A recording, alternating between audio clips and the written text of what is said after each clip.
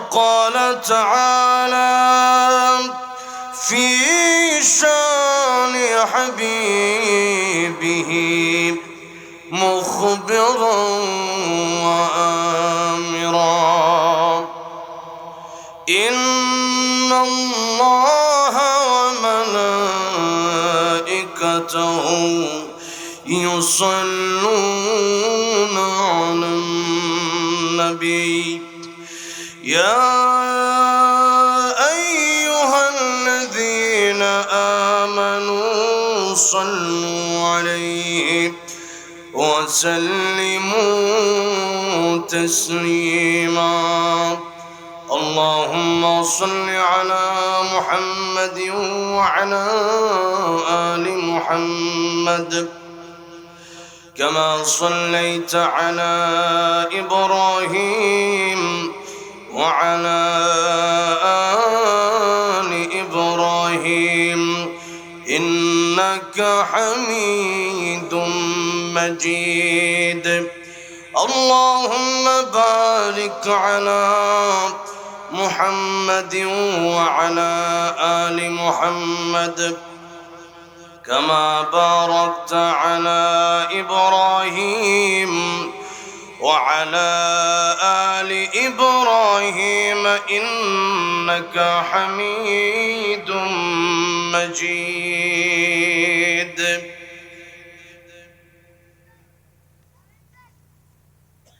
কিশোরগঞ্জ বৌলাই উত্তর রাজকুঞ্চি পাঠানপাড়া ঐতিহ্যবাহী কবরস্থান জামে মসজিদ এলাকাবাসীর উদ্যোগে আয়োজিত কবরবাসীদের মাগফিরাত কামনায় ৮ম বার্ষিক ওয়াজ ও দোয়ার মাহফিলের সম্মানিত শ্রদ্ধাভাজন সভাপতি আল্লাহ হযরত মাওলানা আশরাফ আলী সাহেব দামাত বারাকাতুহুম, সহসভাপতি বৃন্দ, মুআজ্জাজ মুকাররম উলামায়ে কেরাম, বিশেষ করে আজকের প্রধান আলোচক আমার অত্যন্ত শ্রদ্ধাভাজন ব্যক্তিত্ব মুফতি ফয়জুল্লাহ নোমানী দামাত বারাকাতুহুম। আর আলোচনা করবেন মুফতি উবাইদুল্লাহ আল ফয়জি দামাত বারাকাতুহুম সহ উলামায়ে কেরামগণ। অনেকেই আলোচনা করেছেন। তালিবুল ইলম ভাইরা, স্কুল কলেজ ইউনিভার্সিটির ছাত্র ভাইরা, প্রাণ প্রিয় যুবক ভাইরা, আল্লাহর পেয়ারা সাদা সাদা দাড়ি পাকা মুরব্বী বাবাজিরা, পর্দার অন্তরালে বসে আছেন শ্রদ্ধেয় সম্মানিত মা ও বোনেরা, আল্লাহ সুবহান মহিয়ান গরিয়ান রব্বুল ইজ্জত ওয়াল জালালের আলিশান দরবারে হৃদয়ের গভীর থেকে প্রাণ খুলে শুকরিয়া আদায় করি যে মহান রব্বুল ইজ্জত ওয়াল জালাল আমাদেরকে হাজারো হাজারো মানুষ থেকে বাছাই করে নবীজির ভাষায় যেখানে কোরআনের আলোচনা করা হয়, শোনা হয়, ওই জায়গাটা হচ্ছে জান্নাতের বাগান। সেই জান্নাতের বাগানে দ্বীনি পরিবেশে কোরআন সুন্নাহর মজলিসে আমাদেরকে আসার বসার তৌফিক দান করেছেন।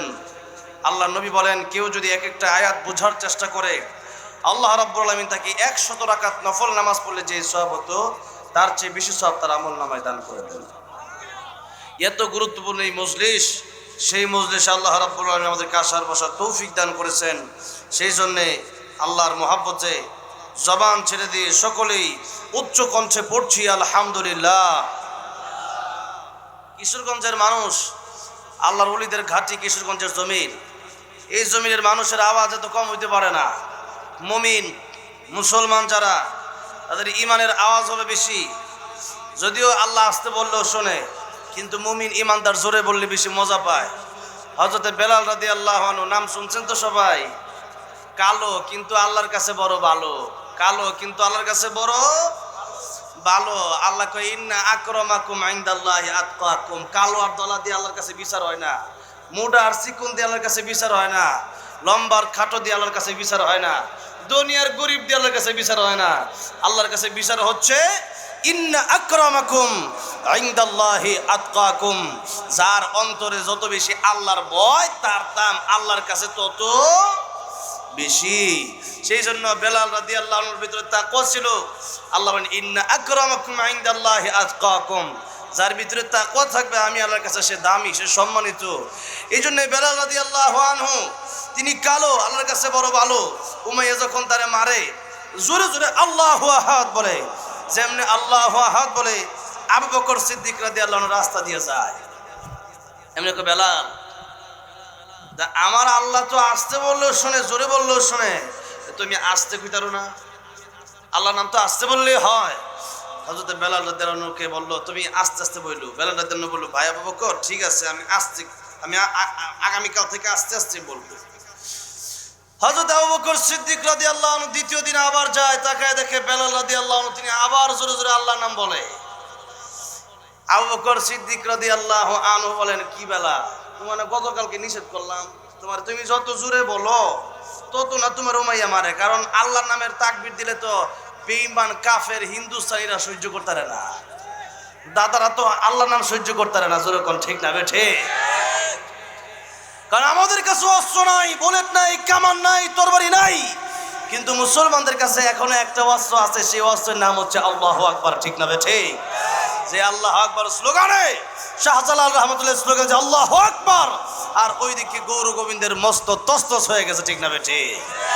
সে আল্লাহু আকবার স্লোগান দিলে হিন্দুস্তানিরা ভয় পায়, সে আল্লাহু আকবার স্লোগান দিলে নাস্তিক বেঈমানগুলো ভয় পায়, সে আল্লাহু আকবার স্লোগান এখনো অনেক দলের লোকেরা সহ্য করতে পারে না। আল্লাহু আকবার যারা সহ্য করতে পারে না, এদের সাথে আমাদের কোনো সম্পর্ক নাই। জোরে কোন ঠিক না বেঠে? এদের পক্ষেও আমাদের কোনো কথা নাই। এই জন্যে দল করবেন আর আল্লাহর নাম সহ্য করতে পারবেন না, আপনি ইসলামের ভিতরেই তো নাই, আপনার সাথে আবার কিসের সম্পর্ক? তো সেই জন্য আল্লাহু আকবার এটা আমাদের ঈমান, আল্লাহু আকবার এটা আমাদের সবচেয়ে বড় অস্ত্রের নাম। আল্লাহু আকবার এটা যে যেমন জোরে বলবে এটা তার পাওয়ার। বেলাল রাদিয়াল্লাহু আনহু একবার, দুইবার, 3 দিন পর্যন্ত এরকম হলো। আবু বকর বলল বেলাল প্রতিদিন তোমারে বলি, তুমি কথা রাখো না কেন? 1 দিন 2 দিন 3 দিন তোমারে বললাম তুমি আল্লাহু আহাদ, আমার আল্লাহ তো গর্তের পিপিলি কাছে হাঁটে, ওই আওয়াজটাও শুনতে পান, তাহলে তুমি আসতে বললে তো আমার আল্লাহ শুনবে, কেন তুমি জোরে বলো? এমনি বেলাল রাদিয়াল্লাহু আনহু কে বলেন ভাই আবু বকর প্রতিদিন আমাকে আপনি বলেন আল্লাহর নাম আসতে বলার জন্য, আমিও মনে মনে ভাবি আল্লাহর নাম আমি বেলাল আস্তে আস্তে বলবো, কিন্তু আমি বেলাল আস্তে আস্তে বললে কেন যেন আমার ভালো লাগে না, মজা পাই না। জোরে কোন সুবহানাল্লাহ। আল্লাহর নাম আস্তে বললে মজা পাই না, উমাইয়া যত বেশি আমারে মারে, আর আমি যত জোরে জোরে আল্লাহু আহাদ বলি, আল্লাহর নাম যত বেশি করে আমি জপি, যত জোরে আল্লাহর নাম বলি, যতবার আল্লাহর নাম বলি, উমাইয়ার যন্ত্রণা বেদনা আমি বেলাল মুহূর্তের ভিতরে ভুলে যাই। হযরত বেলাল রাদিয়াল্লাহু আনহু ঈমানদার ছিলেন আর আল্লাহর নাম জোরে বলতে পছন্দ করতেন। আর আমাদের ঈমান আজকে কচু পাতার পানির মতো, নাম কাওয়াস্তে ঈমান। ফজরের নামাজের সময় মুসল্লি খুঁজে পাওয়া যায় না। আমরা এই মসজিদটা আলহামদুলিল্লাহ, এই মসজিদটা দেখে জান্নাতের বাগান, এই কিশোরগঞ্জ এত সুন্দরটা, এই এলাকা এত সুন্দরটা মসজিদ, মানে এখানে সারাদিন বসে থাকতে মন চাইতেছে এই মসজিদটার ভিতরে। মানে মসজিদটা মানে মানুষের রুচি আছে যে মাশাআল্লাহ, একটা মসজিদ অনেকেই দেখা গেছে নিজের টাকা পয়সা খরচ করিয়া, অনেকে টাকা পয়সা খরচ করিয়া নিজের বাড়ি বানাইতে অনেকের পছন্দ না, কিন্তু মসজিদের জন্য অনেকে দান করে। যেরকম ঠিক না ঠিক? টিনের ঘর, মাটির ঘর, ভালো একটা বিছানা নাই, কিন্তু মসজিদে দেওয়ার জন্য আজকের মানুষ পাগল। যেরকম ঠিক না ঠিক? ঈমানদার জানে মাম বানা লিল্লাহি মাসজিদান বানাল্লাহু লাহু বাইতান ফিল জান্নাহ, মসজিদ বানাইলে জান্নাতে ঘর বানাই দিবে কে? কে বানাই দিবে? ভারতের বাবরি মসজিদ 33 বছর আগে এই হিন্দুস্তানের উগ্রবাদ গোলা ভেঙে দিয়ে মন্দির বানাইছিল। আলহামদুলিল্লাহ ভারতে আবারও বাবরি মসজিদ হচ্ছে, জোরে বলে আলহামদুলিল্লাহ। 300 কোটি টাকা, এত বড় একটা বাজেটের মসজিদ, একজনই ঘোষণা দিয়েছে যে আমি 80 কোটি টাকা দিব মসজিদ বানানোর জন্য। যেই মাত্র বলছে আপনারা অনুদান দেন মসজিদের জন্য, এমনি দেখা গেছে যে ব্যাংকের লিমিট ক্রস হয়ে গেছে। জোরে করে আলহামদুলিল্লাহ। মসজিদের জন্য মানুষ কেমন পাগল, ভারতের ইন্ডিয়ার দাদা বাবুরা বুঝতে পারে নাই হয়তো যে মুসলমানদের কাছে এখনো হয়তো তরবারি নাই, বুলেট কামান নাই, কিন্তু মুসলমানের যে ইমানি শক্তি আছে, বুলেট কামান দিয়েও সেই ইমানি শক্তি কেড়ে নেওয়া যায় না। সেই জন্য আলহামদুলিল্লাহ মুসলমানরা এখন মসজিদ বানানোর জন্য পাগল পারা হয়ে গেছে। একজন বলছে যেই হুমায়ুন আহমদ এই মসজিদ বানানোর ঘোষণা দিছে তার কলাটা কাটতে পারলে 1 কোটি টাকা নাকি পুরস্কার দিব, জোরে কোন নাউজুবিল্লাহ। তবে আমরা দেখছি কিছু হিন্দুরাও বলছে এই কথা যে মসজিদ হবে, মন্দির হবে, আমাদের কোনো সমস্যা নাই, তাদের মসজিদ তারা ইবাদত করবে। ওই সমস্ত হিন্দুরা তাদের চেয়ে উগ্রবাদের চেয়ে ভালো আছে, জোরে কোন ঠিক না বেঠিক? আর কিছু উগ্রবাদীরা কত বড় বিয়াদব, এই ঘোষণা দিচ্ছে যে সেই জায়গার ভিতরে যে হুমায়ুন কবির তার মাথাটা কেটে আনতে পারলে 1 কোটি টাকা। উনিও বলছে তোমরা আমার মাথা কাটতে পারলে আসো, দেখি তোমাদের নিজের গর্দানটা লইয়া যাইতে পারো কিনা। মুসলমানের যে ইমানি শক্তি আছে, হাজার হাজার লক্ষ কোটি কাফের আসতে পারে, 313 জন বদরের মতো ইমানদার হয়ে গেলে 313 জনের সামনে টিকবে না, জোরে কোন ঠিক না বেঠিক? সেই জন্যে বাবরি মসজিদ শুধু নয়, আগামীর এই হিন্দুস্তান হবে মুসলিম স্থান ইনশাআল্লাহ। কেউ ঠেকাতে পারবে না। ইমাম মাহদী আলাইহিস সালাম আসবেন, গোটা পৃথিবী মুসলিমদের দখলে আসবে ইনশাআল্লাহ। আমরা মসজিদের পক্ষে আছি। নিজের বাড়িতে যেমন নিজের মনটা পড়ে থাকে, নবী বলেন 7 শ্রেণীর লোককে আল্লাহ রাব্বুল আলামিন কিয়ামতের ময়দানে আরশে আজিমের নিচে ছায়া দিবে, যেদিন কোনো ছায়া থাকবে না আরশে আজিমের নিচে ছায়া ছাড়া, জোরে কোন সুবহানাল্লাহ। এর মধ্যে ওই শ্রেণীর লোক তারা হচ্ছে কারা? একটা শ্রেণী হচ্ছে যারা নাকি যাদের দিলটা মসজিদের সাথে জোড়া, যাদের দিলটা কিসের সাথে জোড়া? তার দিল খালি মসজিদে পড়ে থাকে। হ্যাঁ, মসজিদে গেলে তার ভালো লাগে, আর মসজিদে না গেলে ভালো লাগে না। আচ্ছা, যারা প্রকৃত নামাজি, নামাজের সময় হয়ে গেলে এরা ঘুমাইতে পারে? নামাজের সময় হয়ে গেলে পরে এরা ডাইনে বামে আড্ডা মারতে পারে? পারে না। কেন? কারণ সে ব্যক্তি জানে যে আমার নামাজ আমাকে জান্নাতে নিয়ে যাবে, এই মসজিদের সাথে সম্পর্ক আমাকে আরশে আজিমের নিচে ছায়া দেবে। আর যারা নামাজ পড়ে না, এরা যে জাহান্নামে যাবে, এটা কি কোনো সন্দেহ আছে নাকি? কিয়ামতের ময়দানে আল্লাহ বলেন, কিয়ামতের ময়দানে যারা জাহান্নামে যাবে, এর উল্লেখযোগ্য 4টা কারণ আল্লাহ সূরা মুদ্দাসিরে বর্ণনা করেছেন। বলবো আয়াত? আল্লাহ বলেন, জান্নাতি আর জাহান্নামীরা যখন জান্নাতে আর জাহান্নামে চলে যাবে, এই উভয় দলের সাক্ষাৎ হবে। কি হবে? মুলাকাত, দেখা হবে, সাক্ষাৎ হবে। আল্লাহ বলেন, ফি জান্নাতি ইয়াতাসাআলুন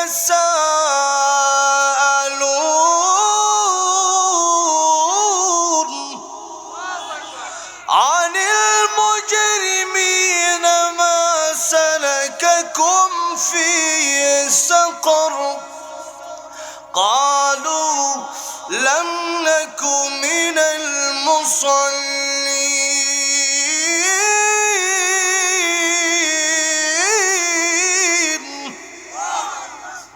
জান্নাতীরা জাহান্নামের দিকে জিজ্ঞেস করবে, ইয়াতাসাআলুনা আনিল মুজরিমিন, যে সাউন্ডটা কেমন জানি অস্পষ্ট লাগতেছে, এটা স্পষ্ট করা যায় নাকি? মানে কেমন জানি আওয়াজটা অন্যদিকে ঘুরতেছে, কিন্তু আঙ্গুর কানে যেমন আইতেছে না। তাহলে একটু দেখেন। আর আমি আইছি সেই লালমনিরহাটতে। এখন আমি লালমনিরহাট থেকে আসলাম। লালমনিরহাট এটা হলো বাংলাদেশের আরেক প্রান্ত, এই তিস্তা নদী ইন্ডিয়ার বর্ডারতে। এখন কালকা মাহফিল, এর আগে জানাচ্ছি নীলফামারী, আজকে আইছি কিশোরগঞ্জ আর কি। তো যাই হোক, তো সেই জন্য একটু সাউন্ডটা ভালো। এই যে মাশাআল্লাহ, এখন মোটামুটি আলহামদুলিল্লাহ, জাযাকুমুল্লাহ। এটা হইলে আবার আরেকটা যাইতাম, করিমগঞ্জ মাহফিল আছে। তো এখন দেখা গেছে যে মাইকটা ভালো হলে একটু নিজের কাছে ভালো লাগে আর কি, কণ্ঠটা একটু ঠিকঠাক থাকে। এখন যাই হোক, জান্নাতীরা জাহান্নামের দিকে যখন জিজ্ঞাসা করে যে মা সালাকাকুম ফি সাকার, জাহান্নামে আসলা কেন? তখন জাহান্নামীরা বলবে, আল্লাহ বলেন, ক্বালু, তারা বলবে লাম নাকু মিনাল মুসাল্লিন, তোমরা নামাজ পড়তাম, আমরা পড়তাম না। তোমরা নামাজ পড়তাম, মসজিদের সাথে সম্পর্ক ছিল, তোমরা জান্নাতে গেছো। আর আমরা মসজিদে যাইতাম, তো দূরের কথা, মসজিদে যদি গেলে আঙ্গুর ভালো লাগতো না। জুমার দিন কিছু মুসল্লি আছে, যায় না? জুমার দিন কিছু মুসল্লি নামাজও যায়। জুমার দিন নামাজও গিয়া দেখবেন সবার পরে যে মানে রুকুটা দিব হুজুর, এমনি দেখবেন ধুমধাম ধুম করে দৌড় মারে। এরপরে যখন দেখবেন যে সালামটা এক সালাম ফিরে, দ্বিতীয় সালাম ফিরে আগে হেউট দেখালে যেত, যেরকম ঠিক না বেঠিক? এর মসজিদও ভাল লাগে না। এনে যে নামাজ পড়বো, কোরআন পড়বো, সুন্নতটা পড়েই না, ফরজটা পড়তে মোটে তার মন মানসিকতা তৈরি নাই। নামাজি হয় 5 প্রকার, আর নামাজির ফলাফল 5 প্রকার। 5 ওয়াক্ত নামাজ, নামাজি 5 প্রকার, আর নামাজির ফলাফল কত প্রকার? 5 প্রকার। যেহেতু মসজিদের উদ্যোগে মাহফিল আর নামাজ, নই বলেন নামাজ যারা ঠিক মতো পড়বে এদের সব হিসাব সহজ, এরা জান্নাতে চলে যাবে, যেরকম সুবহানাল্লাহ। নামাজ যাদের ঠিক নাই এদের কোনো হিসাব দরকার নেই। এদের নামাজও আউয়ালু মা ইউহাসাবু বিল আবদি ইয়াউমাল কিয়ামাতিস সালাহ, নামাজের হিসাব কিয়ামতের মধ্যে সর্বপ্রথম নেওয়া হবে। নামাজের হিসাব ঠিক নাই, আল্লাহকে প্রথম পরীক্ষায় তুমি ফেল, আর পরীক্ষা কি দিবা? এখন সব জায়গায় ধরা, জাহান্নামে যাও। তাহলে জাহান্নামীরা বলবে যে আল্লাহ, আল্লাহ বলেন যে তখন তারা উত্তর দিবে লাম নাকু মিনাল মুসাল্লিন, একই এলাকায় ছিলাম, চিনবে। জাহান্নামী যে যাবে জান্নাতে, মানে জান্নাতীরা জান্নাতে যাবে আর জাহান্নামীরা জাহান্নামে যাবে, দুই দল কিন্তু চিনবে। দেখা গেছে যে একই এলাকা, উত্তর রাজকুন্তি এই পাঠানপাড়া এলাকার দেখবেন অনেক লোক দেখা হয়ে যাবে, এই কিরে তুমি দেখি জান্নাতে, আল্লাহ দেখার ব্যবস্থা করবেন। সূরা মুদ্দাসির আল্লাহ বলতেছেন জান্নাতি জাহান্নামীদের সাথে দেখা হবে। তা আল্লাহ দেখাবেন কেন? জান্নাতীরা জাহান্নামীদেরকে দেখে তারা শুকরিয়া আদায় করবে, আলহামদুলিল্লাহ কিছুদিন অল্প কিছুদিন নামাজ পড়ছি, আল্লাহ তোমার ইবাদত করে আজকে এই শান্তির জান্নাত, কমপক্ষে ৭২টা করে বউ, সুবহানাল্লাহ না বাইক দেখবেন, সুবহানাল্লাহ কর, কমপক্ষে ৮০,০০০ খাদেম, আর তো জোরে। আর সবচেয়ে বড় দিদারের নাম হইল আল্লাহর, সবচেয়ে বড় নিয়ামতের নাম হইল আল্লাহর দিদার, আর তো জোরে। আব্দুল কাদের জিলানী রহমাতুল্লাহ দুনিয়া থাকতেই বলতেন জান্নাত ও দোজখ সে ইয়া রব্বি क्या करूं, জান্নাত ও দোজখ সে ইয়া রব্বি क्या करूं, आरज़ू है मैं तुझसे देखा करूं। আল্লাহ জান্নাত জান্নাত দিয়ে কি করব? আল্লাহ জান্নাতে যদি নাও যেতে পারি, তোমার দিদার যদি আমি পেয়ে যাই, তোমার যদি একটা নজর দেখতে পারি, আমি আব্দুল কাদের জিলানীর অন্তরে আর কোনো দুঃখ থাকবে না। আব্দুল কাদের জিলানী রহমতুল্লাহি আলাইহি, আল্লাহ জান্নাতে দিল দিল না দিলে নাই, এটা আবার আমরা কইলে কাজ হইতো না। একবার বিয়ে করছে খুব পছন্দ মতো, আরেকজন বিয়ে করছে দেখা গেছে যে এবার পছন্দ নাই, দেখা গেছে বাপে কইছে যে কালা ছেড়ে বিয়ে কর। এখন দেখা গেছে একটা মেয়ে যদি ভালো হয়, এটা কালো হইলেও সমস্যা, কালো হলে সমস্যা আছে, মেয়ে যদি ভালো হয়। এর পরেও নবী বলেন মানুষ বিয়ার সময় 4টা জিনিস দেখে, লিমালিহা ওয়ালি জামালিহা ওয়ালি হাসাবিহা ওয়ালি দীনিহা, নবীকে ফাযফার বিযাতিদ দ্বীন, যে মানুষ ধন সম্পদ দেখে, সম্পদ আছে কেমন, বড় লোক কিনা এটা দেখে। এরপরে দেখে যে ওয়ালি জামালিহার, চেহারাটা সুন্দর নি, এরকম ঠিক না ভাই? ঠিক। আর চেহারা তো একবার খালি যেমনি মঞ্চ বিয়ে করে, বিষয়টা এমন না, দেখে শুনে বিয়ে করা দরকার, যাতে করে আপনার বউর দিকে তাকাইলে যাতে আর 10 দিকে নজর না যায়, কথাটা বুঝছেন না? এখন দেখা গেছে যে বিয়ের পরে দেখা গেছে কেউ যদি জেনা করে, তাহলে ইসলামে যদি খেলাফত কায়েম থাকতো, খেলাফতের আইন থাকতো, তার নিয়ম ছিল তার অর্ধেক গায়ে পাত্র মেরা নেওয়া। তাইলে কি মনে করেন শাস্তিটা, এটা কি সাধারণ না কঠিন শাস্তি? কঠিন শাস্তি। এখন এই অবস্থায় মানে কত কঠিন বিধান, কত কঠিন শাস্তি, যে বিয়ের পরে যদি জিনা করে। কিন্তু আজকাল দেখা গেছে যে আমাদের সমাজে পরকীয়ার অভাব নাই, যেরকম ঠিক না বেঠি? এই পরকীয়া যেন না থাকে, তাই বুঝে শুনে আগেই বুঝে শুনে করতে হবে।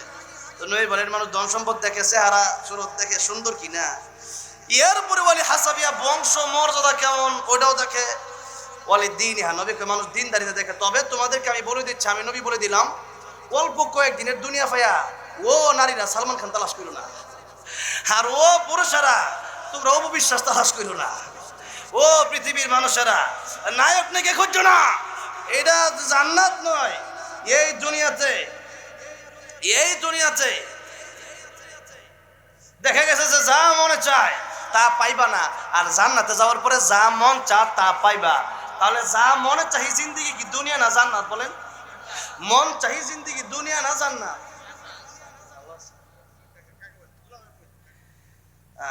আলহামদুলিল্লাহ, আর একটু আলহামদুলিল্লাহ অনেক ওলামায়ে কেরাম, অনেক মুরব্বিরা আজকে এই মাহফিলে উপস্থিত, বরকতি মাহফিল। যদি একটু স্টেজটা আর একটা বড় করলে তো ভালো আছি, এত বড় মাঠ।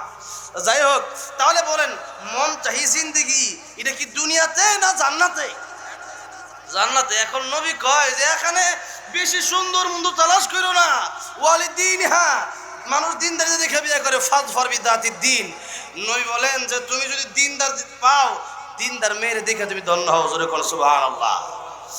আর যদি দিনদার মেয়ের বিয়ে যদি না করতে পারো তাহলে ধ্বংস। যদি দিনদার মেয়ে না পাওয়া যায়, অনেক সুন্দরী এখন আপনি বাইতে গেলেন কয়েকদিনের জন্য আপনি সিঙ্গাপুর ঘুরার লাগিয়া, আপনার বউ গেছে আরেক জায়গায় ঘুরবার লাগিয়া, তাহলে কি মনে করেন এই সুন্দরী দিয়ে লাভ আছে? তাহলে না, সুন্দরী দিয়ে লাভ নাই। বরং দিনদার বলেছেন নবী, দিনদার মেয়ে বিয়ে করো। ও মেয়েরা দিনদার স্বামী খোঁজো, ও স্বামীরা দিনদার মেয়ে খোঁজো। কিন্তু আজকাল দেখা যায় দিনদার খোঁজে না, খুঁজে কি জামাই খোঁজে এর বাড়িতে মোটর সাইকেল দিব কিনা, এর বাড়িতে আমার প্রাইভেট কার দিব কিনা, খাট আলমারি শোকেস দিবনি। আর বউ খুঁজে যে পাঁচতলা বাড়ি আসেনি, সরকারি চাকরি আছে নাকি, চুল থাকুক আর না থাকুক। কিয়া দিনদার দেখতে বলছেন আল্লাহর নবী, কিন্তু সেই জায়গায় দিনদার দেখা হচ্ছে না। বড়ই আফসোস, আজকে সম্পদ আর সৌন্দর্য দেখে মানুষ বিয়ে করার পরে এমনও সময় এমনও যায় 2 দিন 3 দিন পরে তালাক হয়ে যায়। যেরকম ঠিক না বেটি? কারণ পরে বিয়ে করার পরে দেখা যায় না এই চেহারার সৌন্দর্য আসল নয়, বরং সিরতের সৌন্দর্য হইল আসল, সুরতের সৌন্দর্য আসল নয়।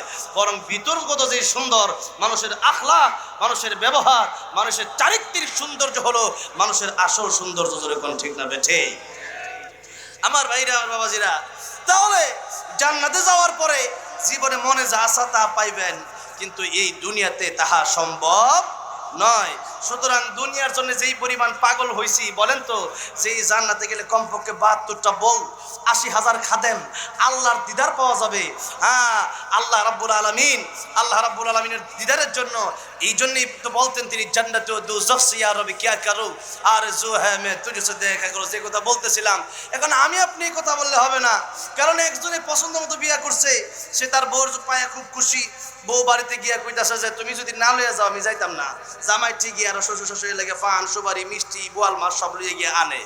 আবার আরেক দেখা গেছে আরেকজন কি তার দেখা গেছে বাপ মা পছন্দ করে এই বিয়ে করাইছে, কিন্তু ওইরকম তার পছন্দ হয় নাই।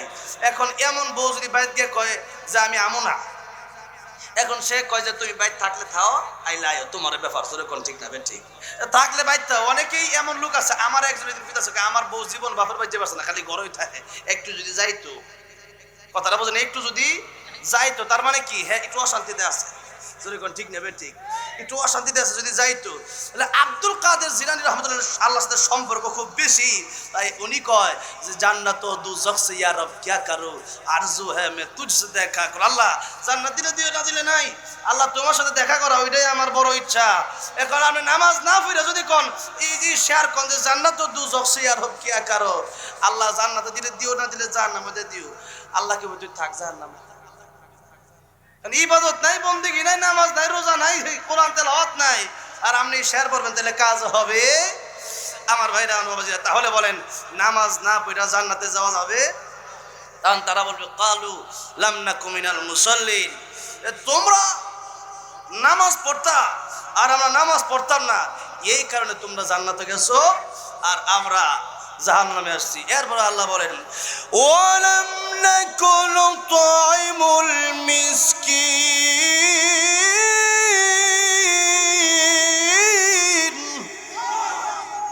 গরিব মানুষ মিসকিনদেরকে দিনে অনেক লোক আছে এদের খাউন এরা ফসে ফুইচা যা, খাউন ফুস মানে গরব ছুঁতে ফুইচা যায়, এরপরে গরিব দুঃখীরে খাউনটা দিতে চায় না। এই সমস্ত লোকেরা জাহান্নামে যাবে। অনেকে আছে জাকাত দেয় না, এরাও জাহান্নামে যাবে। আজকে আমাদের সামনে জাকাত দেয় ঠিকঠাক, সবাই যদি জাকাত দিত তাহলে কি মনে করেন, জাকাত যদি দিত গরিব থাকতো দেশে? থাকতো না। জাকাত ভিত্তিক ব্যবস্থা বাংলাদেশে, এখন মানুষ জাকাত দেয় না। দেখা গেছে কি করে, টাকা পয়সা আছে, 200 টাকার চুরি দেয়, মার্কেটে গুলো 4,000 টাকা দাম চায়। আমি নিজে প্রমাণ, এই কয়েকদিন আগে আমার ওয়াইফ লয়ে গেছি মার্কেট, ওখানে কি কিন্তু পরে যেই চুরি টুরিটা কিনে কসমেটিক্সের দাম 200 টাকা, মার্কেটে গেছে এইটাই 4,000 টাকা, বাইরে দিয়ে এইটাই 200। আমাকে এনতে কিনো, বাইরে 200 টাকা কিনো, কতটা বুঝেন নাই? কারণ একই জিনিস যদি আলাদা কিছু হয়তো যদি স্বর্ণ দেওয়া বলে তাহলে ঠিক আছে বুঝতাম, একই জিনিস। এখন চিন্তা করলাম যে এগুলো যে কেউ কিনে না, বিষয়টা এমন নয়। অনেক লোক আছে এইগুলোর ভিতরে টাকা বুঝে করে বাপ ধরে। জিনিসের দাম 200, ওইটা একটু মার্কেটের ভিতরে জুতার দাম 200, ওইটাই কে কিনছে 4,000 টাকা, জুতার দাম 4,000। মনে করেন আমার কুটির দাম 500 টাকা, আমি 500 টাকা কিনছি, এতে কি আমার ক্ষতি হয়ে গেছে নাকি? এখন যদি আমি কই যে দাম 5,000, তাহলে কি অনেক লাভ হয়ে যাবো? এখন দেখা গেছে যে উল্টা আমার নিজেরই ক্ষতি। টাকা পয়সা দুনিয়ার বিভিন্ন জায়গায় উড়ায় বড় লোকরা, কিন্তু গরিব মানুষের 2 টাকা দেওয়ার বেলায় গায়ে লাগা যায়। এই সম্পদ কিয়ামত হবে তার সাপে পেঁচায় দিল, কিন্তু আমি তোর সেই সম্পদ যে তুই যাকাত দেস নাই। যাকাত আবার অনেকে আছে দেখানোর জন্য যাকাত দেয়, ঠিক না বে ঠিক? এটাও কবুল হবে না। আল্লাহ বলেন কিয়ামতের ময়দানে 3 শ্রেণীর ব্যক্তিকে জাহান্নামের দিকে নিয়ে যাওয়া হবে। এদের মধ্যে 1 নম্বরে শহীদ। 1 নম্বরে কে? শহীদ। মর্যাদা কম না বেশি? যারা শহীদ হয়, শহীদ হইতে দেরি, জান্নাতে যাইতে দেরি। শুধু তারা জানছে যে এরা তো মরেই না, জীবিত। ওয়ালা তাকুলু লিমান ইউকতালু ফি সাবিলিল্লাহি আমওয়াত বাল আহইয়াউ ওয়ালাকিন লা তাশউরুন। এরা জীবিত। এখন সেই শহীদ দেখা গেছে যে আল্লাহ জিজ্ঞাসা করবেন তুমি কি আমার জন্য কি করছো? শহীদ বলবে যে আল্লাহ তোমার দিনের জন্য শহীদ হয়েছিলাম। আল্লাহ বলবে তুমি মিথ্যা কথা বলছো, তুমি আমার জন্য শহীদ হও নাই, বরং মানুষ যেন তোমাকে শহীদ বলে তুমি দুনিয়া থেকে আসার পরে। কি মানে কত ভয়ঙ্কর কথা, কত ভয়ঙ্কর। হাদিস শরীফে আসছে তখন আল্লাহ বলবেন তুমি এই যে শহীদ হয়েছিল, মানুষ যেন তোমাকে শহীদ বলে, শহীদ অমুক, এই জন্য তুমি শহীদ হয়েছিল। তোমার দুনিয়াতে তোমার পাওয়া শেষ, দুনিয়া তোমার মানুষ শহীদ বলছে। এটা তো আমাদের জন্য তো আর মনে করেন আমরা তো শহীদ হই নাই, শহীদ হওয়ার তামান্না তো আমাদের আছে অবশ্যই। না থাকলে তো মুনাফিক হয়ে মারা যাবে, কারণ যদি শহীদ তামান্না না থাকে সে মুনাফিক হয়ে মারা যাবে, নবী বলেছেন। তাহলে এটা 2 নম্বরে আমাদের নিজেদের জন্য ওয়াজ। খালি আমরা করে তো ওয়াজ করলাম, নিজেদের করে একটু ওয়াজ করা দরকার মাঝে মধ্যে। আল্লাহ বলেন 2 নম্বরে কারি সাহেবদেরকে, আলেমদেরকে জাহান্নামে নিয়ে যাওয়া হবে। এই ওয়াজ যখন করি ভিতর ঠিক থাকে না তো, কথাটা বুঝেন, নিজেরা ঠিক থাকতারি না তো। আলেমদেরকে জিজ্ঞাসা করবো আলেম হইছো কেন? আল্লাহ তুমি আমাদেরকে হেফাজত করো, ধরে কোন আমি। এখন ওই যে মানুষ আমাদেরকে চিনে, লালমনির হাট গেছি মনে হয় বাপের বাড়ি, আর কিশোরগঞ্জে সে মনে হয় চাচার বাড়ি, এরকম চিনে। কথাটা বুঝছেন না? মাঝে মধ্যে ভয় হয়, আল্লাহ এই তো ফেমাস হয়ে যদি জাহান্নামে যাওয়ার লাগে, এই ফেমাস থেকে আল্লাহ তাড়াতাড়ি বাঁচাইয়া দেওয়া। আল্লাহ মুসলিম ইমামতি করে খাম, এই ফেমাস দরকার নাই। যদি ফেমাস হইয়া পরিচিত হইয়া মানুষের বাহা বাফায়া যদি এটা মনে করে লাই যে মানুষের বাহাবা দিতেছে আর আমি কই মাশাআল্লাহ বড় হুজুর হয়ে গেছি, তাহলে এই অহংকার যদি ভিতরে চলে আসে, তাহলে আল্লাহর কাছে পানা চাই, আল্লাহ মেহেরবানি করে তুমি এই ফেমাস থেকে আমাকে হেফাজত করো। আমরা জোরে কোন আমি। আগে নিজে ভালো, এটা লিমা তাকুলুনা মা লা তাফালুন। নিজে ভালো না ওয়াজ করে কি লাভ? লাভ নাই, জোরে কোন ঠিক না বে ঠিক? আল্লাহ তো না আগে আমারে অহংকার থেকে হেফাজত করে, জোরে কোন আমি। অহংকার তো আমার ভিতরে নাই। নবী বলেন তখন আলেম বলবে আল্লাহ ইলম শিখছিলাম, দিন শিখছিলাম তোমার দিন। আল্লাহ বলবেন না, মানুষ যেন বাহবা দেয়, মানুষ যেন বলে বড় মুফতি সাহেব, বড় শাইখুল হাদিস, বড় হুজুর, এই জন্য তুমি আলেম হইছো। আজকে এই আলেম কোনো কাজে আসবে না, দুনিয়াতে বহু বাবা পাইছো। আল্লাহ সেদিন কি অবস্থা হবে। 3 নম্বরে দানবীর, যার কথা জাকাতের কথা বলতে গিয়ে 3 নম্বরে দানবীরকে ডাকা হবে আর বলা হবে তুমি কে করেছিলে আমার দিনের জন্য? দানবীর বলবে আল্লাহ তোমার দিনের জন্য আমি মসজিদ মাদ্রাসায় দান করেছি, গরিব মানুষকে দান করেছি, নিজের সমস্ত টাকা পয়সা দান করে শেষ করেছি। আল্লাহ রাব্বুল আলামিন, আল্লাহ রাব্বুল আলামিন তখন ডেকে বলবেন তুমি মিথ্যা বলছো, তুমি আমার জন্য দান করো নাই। মানুষ যেন তোমার দানবীর বলে, মানুষ যেন লোকটা অনেক দান করে, আঙ্গুর এলাকার সবাই টাকা পয়সা ভালোই দেয়, এই কথা যেন মানুষ বলে বিশিষ্ট সমাজ সেবক, এই জন্য তুমি দান করছো। আহারে কি হবে? আমো গেল সালাও, আমো গেল সালাও, সবই হারাই, দুনিয়াও হারাইলো, আখিরাতও হারাইলো।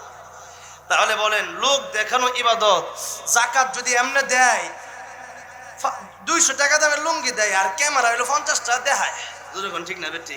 ফেসবুকে দিত যে আমি দেহ আমি দিতেছি, আমি দনদরদি। হায় হায় হায়, সারা জীবন খবর নাই, সারা জীবন খবর নাই। অনেক নেতার ভোটের সময় দেখা গেছে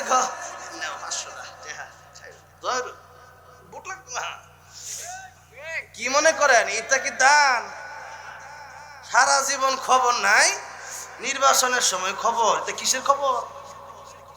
বুটের খবর এটা দান এখানে দিলাম যে আমার সবাই বুট দিবেন লন 20,000 দিয়ে গেলাম দান হইলো বুটের লাগে চাই দিছি এটা কি আর দান আবার এরা এই দুনিয়াতেই শেষ এটা কাজে লাগবে না খেলাতে এমন যদি নিয়ত হয় যে বুট সমূহ এর লিগে এই দান কবুল হবে না নেতারা ভালো করে শুনে রাখেন এটা তো খালি আমি না ক্যামেরাতে অনেকে শুনবে ভালো করে শুনে রাখেন এই সমস্ত নিয়ত যদি থাকে যে ভোট পাবো এখন একটু রাস্তা করে দেই ভোট পাবো একটু মিডিয়ার সামনে একটু লুঙ্গি দেয় একটু গেঞ্জি দেয় একটু বিরিয়ানি খাওয়াই 500 টাকা হাত দিয়ে কেমন আছেন না আমরা গরিব মানুষ আমি গরিবের বন্ধু তা আর যে এই যে বাকি 16 বছর কইয়াছিলেন বাকি 20 বছর কইয়াছিলেন আমরা মনে করি যদি সত্যিকারের আদর্শ নেতা হতে চান জনগণের সাথে উত্তম আচরণ করেন কুলু লিন্নাসি হুসনা যত ভালো আচরণ করবেন জমি বিচ্ছা বুড়ো খারাপ লাগতো না মানুষ সামনে করে টাকা দিয়ে নির্বাচনও করাইব এমন বাস্তব নমুনা দেখছি একজন আছে উসমান হাদি দেখলাম ঢাকা তারা দেখি মানছে হাতে দিতেছে আস্তে আব্দুল্লাহ তারা দেখি টাকা আমি কারো মানে ইয়া করতেছি না দালালি করতেছি না আমি এটা বুঝতে দিতে চাইতেছি তাদেরকে দেখি মানুষ টাকা দিতেছে যে নাও নির্বাচন লাগে টাকা দিলাম তোমারে এই যে টাকা পয়সা দিচ্ছে মানুষ কি মনে করেন মোহাব্বত করে দিতেছে তাইলে মোহাব্বতটা যদি মানুষ জনগণের অন্তরে ঢোকাইতে চান তাহলে কি মনে করেন টাকা দিয়ে মোহাব্বত ঢুকানো যাবে জীবনেও না টাকা দিয়ে মোহাব্বত ঢুকানো যাবে না বরং মানুষের সাথে উত্তম আচরণ করেন মানুষের সাথে হাসি মুখে কথা বলেন বুকে টাইনা নেন দোয়া করেন দোয়া চান অহংকার মুক্ত জীবন করেন জনগণ আপনি আপনার জমি বেচে না জনগণের জমি বেচে আপনার এমপি বানিয়ে দিব তাহলে উত্তম আচরণ আজকে আমাদের ভিতরে নাই এক বছর উত্তম আচরণ করলাম 5 বছর করেন যে আর খুঁজা হওয়া যায় তাহলে লাভ আছে সারা জীবন মানুষের সাথে মাটি হয়ে থাকতে হবে মানুষের সাথে মিলে থাকতে হবে তাহলে না জনগণ কইব না এটা নেতার মতো নেতা এগুলো বাপের বেটা ভালো মানুষ তাহলে আমার ভাইরা আমার বাবাজিরা গরিব মানুষকে খাওন না দেওয়ার কারণে নিজে খায় 10 বেলা গরিব মানুষের দেয় না 1 বেলা এরকম লোকেরাও কোথায় যাবে জাহান্নামে যাবে 3 নাম্বার আল্লাহ বলেন ওয়া কুন্না নাখুদু মাআল খায়িদিন কিয়ামতের বলে আল্লাহ ওহেতুক আল্লাহ বলেন যে তারা জাহান্নামীরা বলবে ওহেতুক আড্ডায় লিপ্ত ছিলাম গীবত করছি সুবহানাল্লাহ পড়া সবই বেশি না কথাটা বুঝেন নাই দেখা গেছে আল্লাহ নাফরমানি করছি গীবত করছি যে অমুককে ভালো না তমুককে ভালো না বহু মানুষের নাম লয়ে কইছি কিন্তু নিজেই ভালো আছিলাম না নিজের দোষের অভাব নেই মানুষের দোষ লয়ে বলেছিলাম আজকে জাহান্নামে আসছে গীবত করার কারণে গীবত যারা করে এদের ক্ষতিটা কি একটু সহজ একবারে কাদা মেরে ফেলাই আমনের সওয়াবটা যাইব তার কান্দ তার গুনাহটা আইব আমনের কান্দ কথাটা বুঝেন নাই তার গুনাহগুলো আপনার কাছে চলে আসবে আর আপনার সব তার কাছে চলে যাবে তাহলে কি মনে করেন গীবত করে লাভ হইলো সারাদিন মাছ ধরলেন নিচে ডোলা তোলা খালি এখন মাছ ধরে লাভ হইছে যখন ডোলা উঠাইছে দেখ সব মাছ ফিরে গেছে তো এই তো আমাদের অবস্থা ফজর নামাজটা পড়া চা খাইতে খাইতে কয় শুনছস নি কালকে রাইতে যে জসিমের মায়াটা বলা গেছে শুনছস নি কামটা করছে কি হায় হায় তো কি বলতো আপনি এটা কই কি লাভ হইছে শুনছস নি কালকা যে অমুকের ফুলা ধরা খাইছে শুনছস নি অমুকের ফুলাটা কি মাইটি খাইছে কালকা এটা কয় আর কহ বড়া শুনছি এই যে চলতেছে গিবত আর নিজের নেক গুলা হারা দিতেছে তাহলে লাভ হইলো কি ক্ষতি ছাড়া কোনো লাভ নাই তাহলে গিবত করা যাইব সমালোচনা পরনিন্দা যাবে না 4 নম্বরে এই কথাটা কই আমার আগের রাতের লগে মিলাইয়া সূরা বাকারা যে একটা তালাতে মিলাইয়া ওয়াজটা শেষ করব 4 নম্বরে আল্লাহ রাব্বুল আলামিন বলেন ওয়া কুন্না নুকাযযিবু বিয়াউমিদ্দিন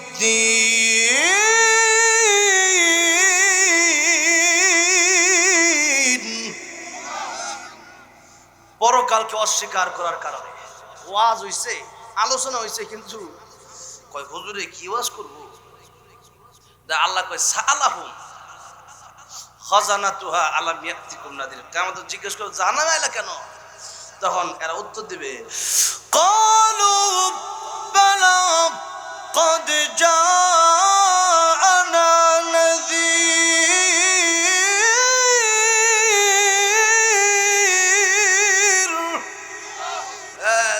আসছিল ওয়াজ হইছে যে জাহান্নামের ভয় আমাদেরকে দেখানো হইছে উলামায়ে কেরামরা ওয়াজ মাহফিল মানে খুতবা প্রত্যেক শুক্রবার তো ওয়াজ করা হয় আলোচনা করেছে কিন্তু ফাকাদ্দাবনা অস্বীকার করেছি যে গাফলতি করছি ওরে কি কইব আর না কইব।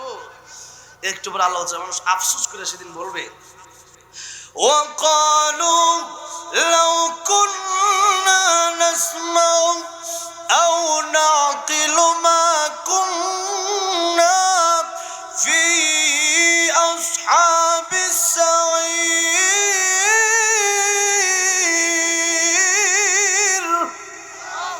কামতের নজরুল আরে লাউ কুন্না নাসমাউ যদি ওই দিন ওই আলেমদের কথাগুলো শুনতাম আও না কেলো যদি অনুধাবন করতাম বুঝার চেষ্টা করতাম কি বলে মা কুন্না ফি আসহাবিস সাইর জাহান্নামে আজকে আশা লাগতো।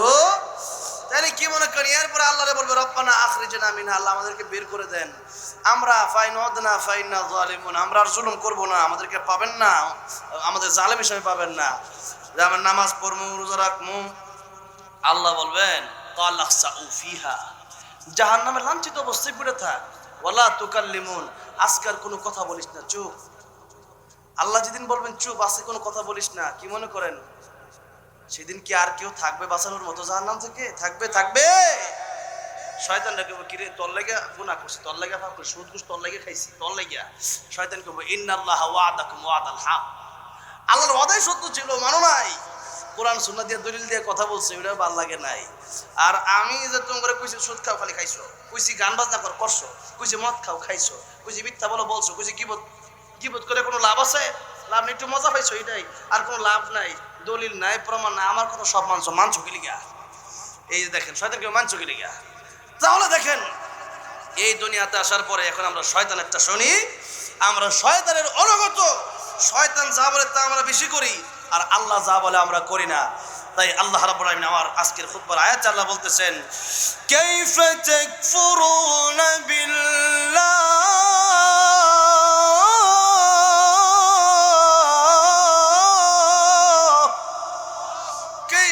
কিভাবে তাকফুরুনা বিল্লাহ, তোমরা আল্লাহর সাথে নাফরমানি করো, কিভাবে সম্ভব? ওয়া কুনতুম আমওয়াতা, তোমরা না মৃত ছিলাম, মৃত 100 বছর আগে এখানে কেউ ছিলাম না, আমরা ছিলাম। আল্লাহ কয় ফাহিয়াকুম, আমি আল্লাহ তোমাদেরকে জীবন দিছি, আমি আল্লাহ ছিল না, আমি আল্লাহর সাথে নাফরমানি করো, আমি আল্লাহর বিরুদ্ধে, আমি আল্লাহর মুনাফিক। কও বাউল সরকার কইছে না আল্লাহর মুনাফিক, কত বড় নিকৃষ্ট, কত বড় অপদার্থ, কত বড় জালেম, আল্লাহরে মুনাফিককে গালি দেয়, নাউজুবিল্লাহ। আরো যে কথা বলছেন তো আপনারা জানেনই, শুনছেন, আমি আর কইলাম না। এই সমস্ত বাউল, এই সমস্ত ফাউল, এরা কি মুসলমান? এদের ধর্মে এমন জঘন্য ধর্ম, এদের ধর্মে নামাজ লাগে না, এদের ধর্ম বিয়ে লাগে না, এমন উল্টা পাল্টা, এরা নিজের একটা ধর্ম বানায় রয়েছে, এরা দাবি করে মুসলমান। মুসলমান দাবি করলে মুসলমান হওয়া যায়? কাদিনীরা যেমন কাফের, এর চেয়ে বড় কাফের এই বাউল গুলা। কাদিনা তো আল্লাহর এমনি গালি দেয় না, কোনোদিন শুনি নাই তো। এরা এক কোরআন শরীফের আয়াত অস্বীকার করছে, খাতামুন নবীন অস্বীকার করছে, নবী শেষ নবী অস্বীকার করছে, কিন্তু এইভাবে আল্লাহর গালি দেওয়া, এটা কি কোনোদিন কাদিনী নাস্তিকরাও দিচ্ছে না? জোরে কোন ঠিকটা বেঠি? বাউল যেভাবে আল্লাহর গালি দেয়, আর এদের গান মুসলমানরা এরকম জড়ো হইয়া অনুষ্ঠান কইরা বাউল গানের নামে এই সমস্ত ফাউল গুলার গান শুনে, জোরে কোন ঠিকটা বেঠি? হায় রে মুসলমান, এরা মুসলমান দাবি করে, ইয়াদের পক্ষেও দেখলাম কত মানুষ আন্দোলন করে, হায় হায়। আর ইয়াদের বিপক্ষে আমরা গেছি, তাই মির্জা ফখরুল ইসলাম আলমগীর সাবাঙ্গের কামা নাকি ধর্মান্ধ, ধর্মান্ধ, আমরা নাকি ধর্মান্ধ হয়ে গেছে, কি লিখে নাকি আমরা হের বিরুদ্ধে গেছি, নাউজুবিল্লাহ। এটা কেমন কথা? যারা কোরআন শোনার কথা বলে ধর্মান্ধ? ওয়া মিনান নাসি মান ইয়াশতারি লাহুল হাদিস লিইউদিল্লা আন সাবিলিল্লাহ বিগাইরি ইলমি ওয়া ইয়াত্তাখিদাহা হুজুয়া উলাইকা লাহুম আযাবুম মুহিন।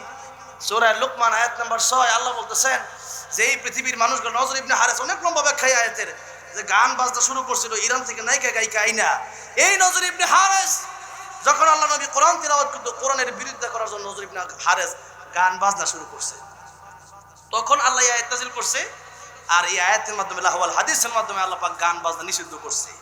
তাইলে এরপরেও হেরা কয় যে গান বাজনা কই আছে? এক বাউল দেখলাম বলছে গান বাজনা যদি হারাম হয় আর জীবনে গান গাবো না, তওবা করবো। তাহলে এই যে দলিল আমরা দিচ্ছি, এবার তওবা করো, জোরে কোন ঠিক না বেঠিক? এখনো সময় আছে, তওবা করো, ভালো হয়ে যাও। সূরা লুকমানের 6 নম্বর আয়াত পড়ো, আলেমদের কাছে যাও, আল্লাহর কাছে ক্ষমা চাও, এরপরে জীবনের তরে ভালো হয়ে যাও। আর এইভাবে কবরে গেলে কবর যে কি অবস্থা হবে! আর কবর রাউযাতুম মিন রিয়াজিল জান্নাহ আও হুফরাতুম মিন হুফারিন নার। কবর কার জন্য জান্নাতের বাগান, কার জন্য জাহান্নামের গর্ত, এদের জন্য জাহান্নামের গর্ত কবর। সেই জন্য আমার ভাইরা, আমার বাবাজিরা, যে আল্লাহ আমাদেরকে জীবন দিয়েছেন, ওই আল্লাহর পক্ষে দালালি করলে আমাদেরকে অনেকে জঙ্গিবাদ, মৌলবাদ, রাজাকার করে গালি দেয়। যেরকম ঠিক না ঠিক? আরে কি কইতাম, এই কিশোরগঞ্জের একজন লোক, সেও আমাদেরকে রাজাকার বলে গালি দেয়। রাজাকার কে যদি গালি দেয়, জঙ্গিবাদ আর মৌলবাদ কে গালি দিলে আমরা এত রাগ করি না, কারণ নবীরাও মানুষ পাগল। এরপরে জাদুকর বলে গালি দিচ্ছে আবু জাহেলরা।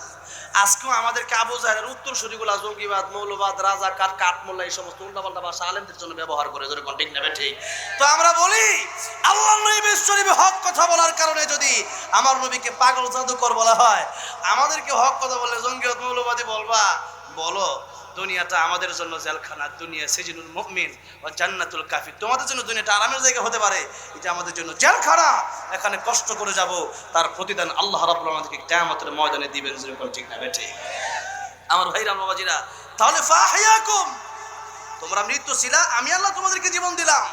আর আমি আল্লাহর দেওয়া জীবন পাইয়া আমি আল্লাহর আইন ভাল লাগে না, আমি আল্লাহর বিধান ভালো লাগে না, নারায়ে তাকবীর ভালো লাগে না, নামাজ রোজা ভালো লাগে না, ওয়াজ মাহফিল ভালো লাগে না, যাকাত ভালো লাগে না, কোরআন শরীফ তোমার কাছে ভালো লাগে না। ভালো লাগে কি? ভালো লাগে তোমার কাছে গণতন্ত্র। ভালো লাগে কি? ভালো লাগে তোমার আব্রাহাম লিঙ্কনের আইন। ভালো লাগে কি? ডোনাল্ড ট্রাম্প যেটা কয় এটা ভালো লাগে। ভালো লাগে কি? নরেন্দ্র মোদী তোমার কাছে যেটা কয় এটা ভালো লাগে। সাবধান, ওয়ালাকাদ বাআসনা ফি কুল্লি উম্মাতির রাসূলান আন ইবুদুল্লাহ ওয়াজতানিবুত তাগুত।